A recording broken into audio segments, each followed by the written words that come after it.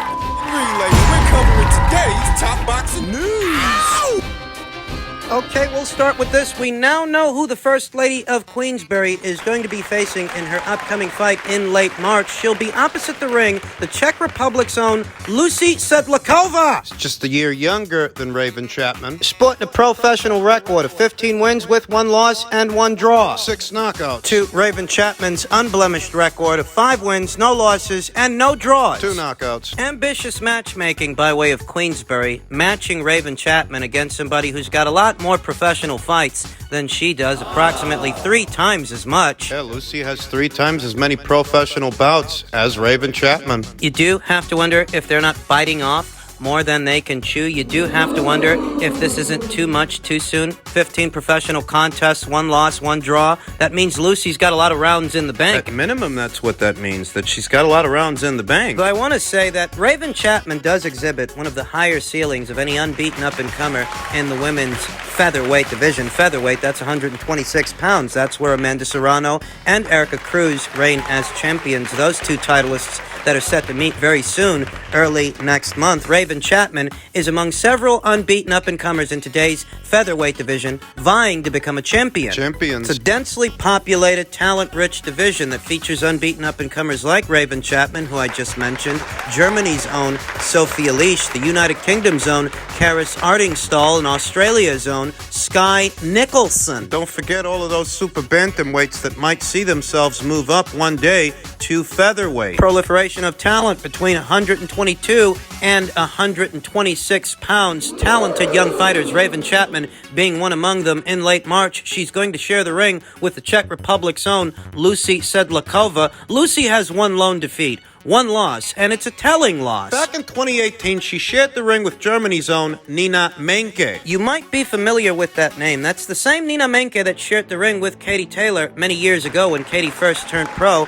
That's the same Nina Menke that very recently dropped a decision to Denmark's own Sarah Mahfoud, then IBF featherweight champion Sarah Mahfoud. Sarah beat Nina, and Nina beat Lucy. Lucy Sedlackova some years ago in 2018, and as stated, it's a telling loss because Nina Menke is nowhere near as ferocious, as aggressive, as physically gifted as Raven Chapman. An athletic mid-range to inside combination puncher that packs a big punch. Fast hands and fast feet, good ring savvy, often changes levels. When closing the distance, she can be tricky. Much trickier than a Nina Menke, a more conventional textbook fighter who's a good little, solid, serviceable fighter, but doesn't have the ceiling of a Raven Chapman. So even though Lucy Sedlackova has since rebounded off that loss, and she's on a 4-fight winning streak, It's still telling that she dropped a unanimous decision to Nina Menke. you will notice that even though Lucy Sedlackova has a lot more pro fights than Raven does, her quality of competition is largely pedestrian. Not to say that Raven's quality of competition is that much better, but what that essentially communicates is that in spite of Lucy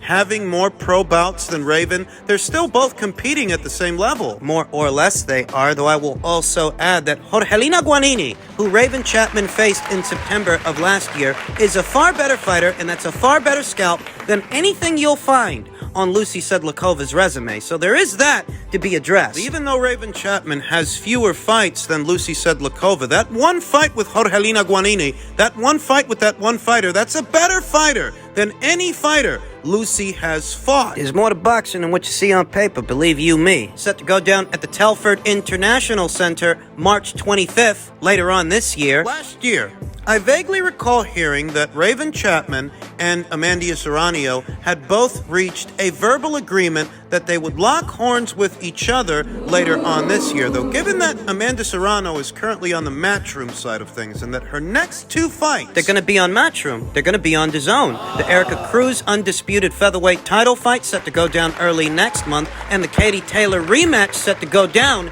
in May. Now, you could argue that because the Katie Taylor rematch is set to go down in May, that still leaves plenty of time for Amanda to fight Raven. That still leaves the 3rd and 4th quarters of this year for Amanda to settle up with Raven, though, depending on what happens in that Katie Taylor fight. I mean, what if Amanda wins? We might see a 3rd fight between them. We might. And even if she doesn't, if she loses to Katie Taylor for a 2nd time, she may elect to take the rest of the year off to nurse her wounds. I just don't know that we can count on Chapman versus Serrano happening this year, and if I'm being honest, Raven Chapman She doesn't need that fight right now. She doesn't actually need that fight this year. What she needs is more rounds in the bank and more experience. For now, she's supposed to be fighting Lucy. Lucy Sedlackova in late March, who's a far cry from Amanda Serrano, let me tell you. We are going to have to give Lucy a closer look. We'll talk more about the fight as the fight date approaches.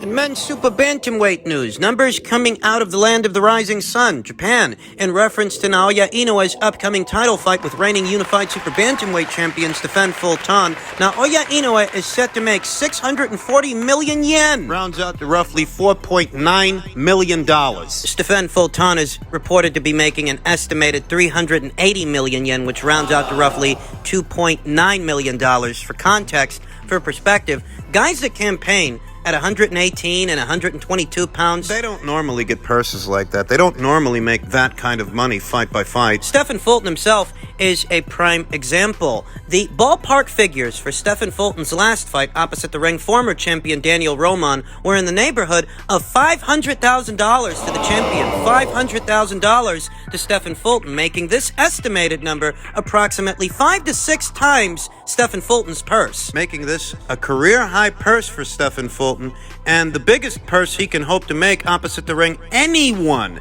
at or around these weights. I reiterate, super bantamweights and bantamweights don't normally make this kind of money. This kind of payday is only made possible due to Naoya Inoue's celebrity in Japan. In the land of the rising sun, where the fight will be broadcasted by way of Amazon Prime here in America, as previously reported, it will be shown on ESPN by way of Inoue's U.S. broadcaster and promoter, Top Rank and ESPN. May 30th is the proposed date. And I am curbing my enthusiasm because boxing is one of those sports that ain't particularly kind to the fight fans. I mean, how many times has the sport of boxing disappointed you? Because how many fights that were supposedly made ended up falling apart en route to the fight date? And how many fights, how many conversations for fights, I should say, never even got off the ground? There's a lot that could go wrong between now and May 30th. This is the sport of boxing, after all, the theater of the unexpected, and the pendulum swings both ways. Could be good, could be bad. There's always room for surprises. Stefan Fulton sports a professional record of 21 wins with no losses, no draws, 8 knockouts. He's not the hardest punching super bantamweight, but he still is a naturally bigger fighter than Naoya Inoue. And because Naoya Inoue isn't settling into super bantamweight, he's taking the bull by the horns and facing a champion straight away. You have to wonder if Stefan can't hurt Naoya Inoue because he's a naturally bigger fighter than he is, bigger than anyone he's fought so far. Well, perhaps he's bigger than anyone he's fought so far in terms of size, though in terms of punching power, I'd have to say the biggest puncher Naoya Inoue shared the ring with is Nonito Donaire. And a part of me feels that Nonito is actually a stronger puncher than Stefan Fulton at 118 or 122. It's a very interesting component in reference to this fight. Most people may decide that Naoya Inoue is the bigger puncher by default based on what he does to bantamweights, but this is a super bantamweight contest. Stefan Fulton may not be the biggest puncher as far as super bantamweights go, but he may not have to be opposite the ring of bantamweight who's moving up in weight, this being his very first fight at the weight. So there's definitely an interesting dichotomy in there between Stefan Fulton and Naoya Inoue. At minimum, we know Stefan is durable. We saw that much in the Angelo Leo and Brandon Figueroa fights. The Brandon Figueroa fight in particular stands out because Brandon Figueroa was a particularly big super bantamweight. And the fight between him and Stefan Fulton, a lot of punches got thrown in that fight, and a lot of punches landed, but Stefan Fulton finished the fight on his feet and never lost his footing. So at minimum, you know, this guy's durable. Though there is something to be said about Brandon Figueroa's implementation, Angelo Leo's as well, compared to Naoya Inoue's. Those guys, they don't have the execution that Naoya Inoue has. You know, a lot is said about Naoya Inoue's power, but I think you can chalk up his power, his concussive punching power, to a combination of both speed and accuracy. It's not brute force. It's not necessarily what you see with Artur Beterbiev, who's just a very, very heavy-handed guy. With the monster, with Naoya Inoue, I think it boils down to implementation, execution. Naoya Inoue, who sports a professional record of 24 wins, no losses, and no draws with 21 knockouts. He's accomplished more in 24 fights than Stefan Fulton has in 21, though that doesn't necessarily mean that he beats him, which is what makes this